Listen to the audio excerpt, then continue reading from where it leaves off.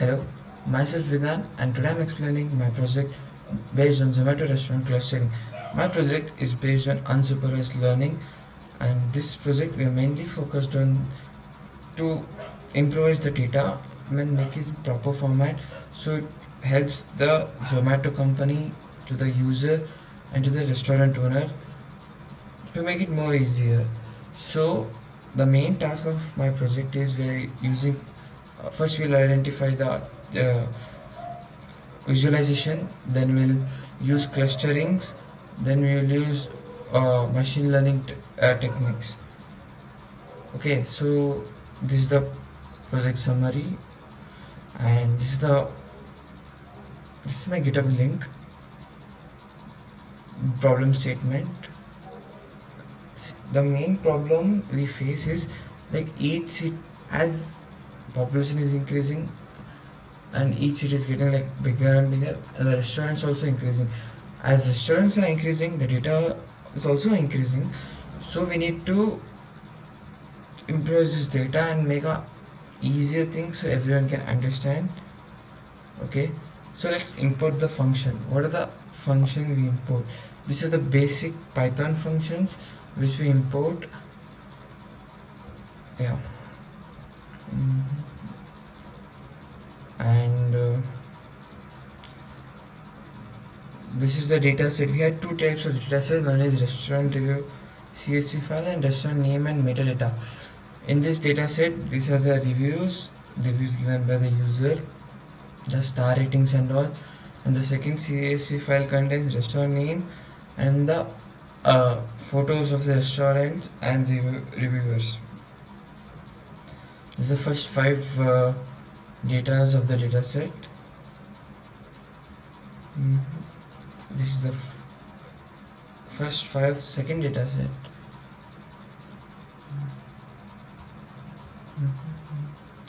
Okay, we count total number of rows here, rows and columns in first data set, total number of rows and columns in second data set.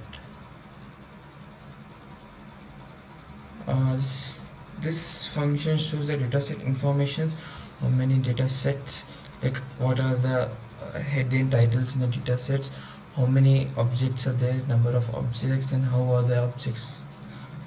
And this is for the second data sets. And now we'll find the duplicate values in the data set, then missing values. We find the missing values, how many missing values are there, and we just predict based on this thing. That we'll do it later, but still we'll predict the missing values in future. And this is the heat map of the missing values. First data set, second data set. Yep, this is the restaurant information data sets, review of the data sets. Let's understand the variables. What are the variables we use in first data set? What are the second variables we use? What are the variables we use in second data set? Variables used in first data sets are restaurants, reviewers, reviews, rating, metadata, time, pictures. In the second data set we use name, links, cost, collections, cuisines, timing, and yeah, this is how we describe the data set. Information of second data set. And yeah, these are the variable names and the meanings of the data set. So then we find number of unique values in the data set.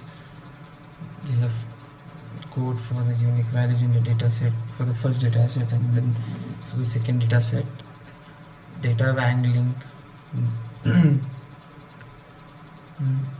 Then like basically we analyze the copy of the data set, copy of same thing in both data set. We identify that, and there are 36 different values in first and second data set.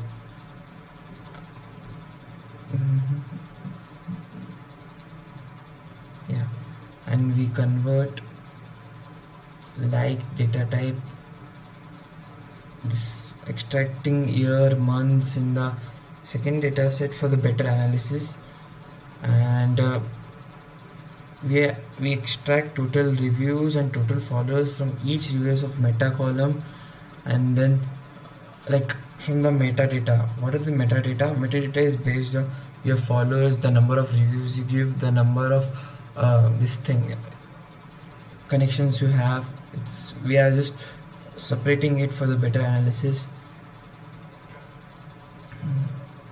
Then this is total followers and for reviewers. Then we remove the null values, then we add the null values. We first count the null values, then we remove the null values. So there are zero null values everywhere. Code to make restaurant information data, changing the data type for the cost function, then filling the null values, checking null values again. Then we find the number of null values. Then if there are null values, we remove it. Like we compare in both first data set and second data set. If there are number of null values, we remove it. Then we merge both data set into one data frame named hotel review.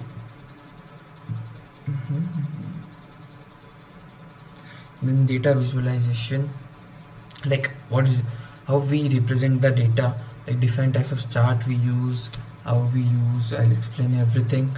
So first we use first these are the 4 graphs, and each graph shows us the cost and density, rating and density, total review and density, total follower and density. So I picked this chart because summary of the distribution of data sets can help in understanding the characteristics and making data driven decision. Okay. And the second chart is top 10 expensive restaurants, like based on the cost of the restaurant, like how expensive they are, the cost of 2 and the like top 10. And then we find cheapest top 10. Yeah, so people can, it's easy for the calculation of this thing. And then we use restaurant serving lowest, like what they serve, how much, like how many varieties are present, how many types of cuisines there are present in this the restaurant. Then chart 5 shows us the relation between cost and total followers of reviewers, the cost and total followers. Then chart 6 shows a top 10 reviews, like who reviews the highest and who has the highest followers from the data set. We use combined data set. Then chapter 7, variation of cost according to the rating of customer across 4 different year. In the 4 different year, we see how many customers they have reviewed, ratings, they are given the ratings. Variation of count and cuisine served across 4 different years. 9 chart is cost across different cuisines, and see, these are the cuisines, these are the costs. And then the 10th chart is based on ratio percentage share of top 5 restaurants who have been reviewed by the highest number of followers. So we see the restaurants which are reviewed by the most followers, like okay. And chart 11 shows the ratio percentage share of bottom 5 restaurants, like which are the least 5 reviewed restaurants in this thing. Then chart 12 shows us cuisine availability across months, like how are cuisines available, what are the, when they are available, when they are not available. Yeah. Then chart 13 shows us top 10 revenue generating collecting. So these are the restaurants which generate, like these are the things tags which generate the highest number of revenue for a restaurant. And then we have chart 14 which shows the correlation of heat maps of between the restaurant and the data set. Then we have pair plot. Then we use hypothesis testing. So we use 3 types of hypothesis testing.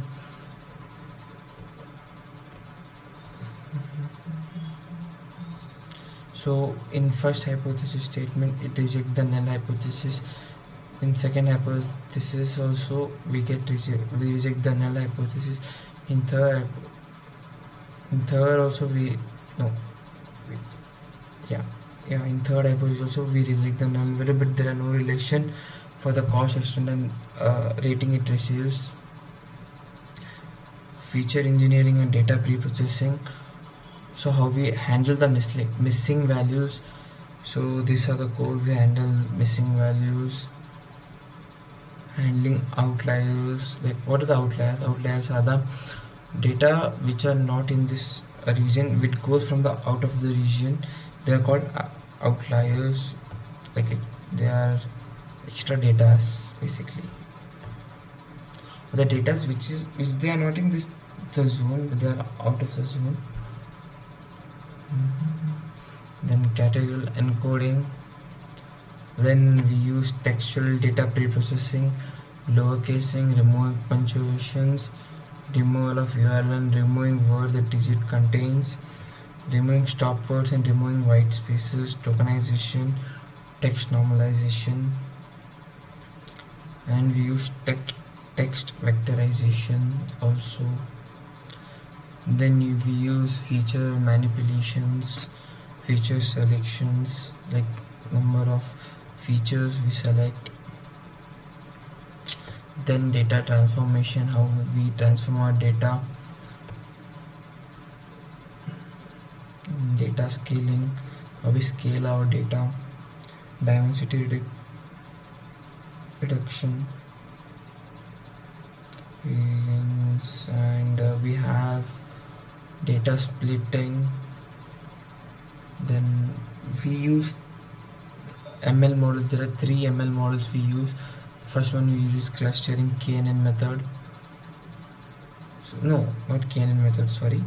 We use elbow method and silhouette method.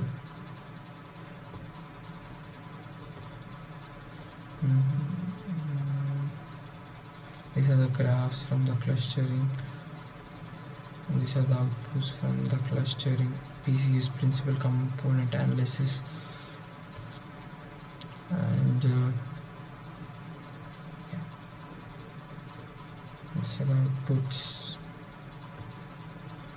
And the second model we have is sentiment analysis. These are the outputs. These are this thing.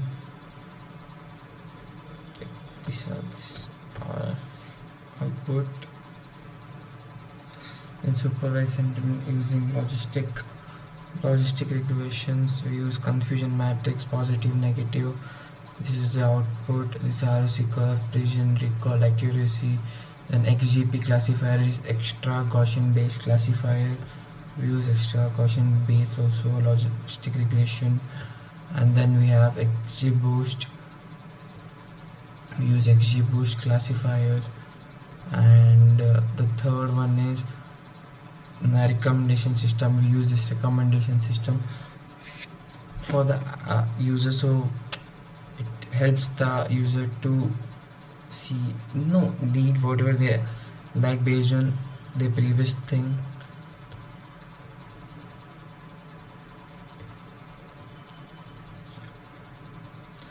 Yeah, so types of this thing. And then we have SHAP. And this is our conclusion. Yeah, thank you.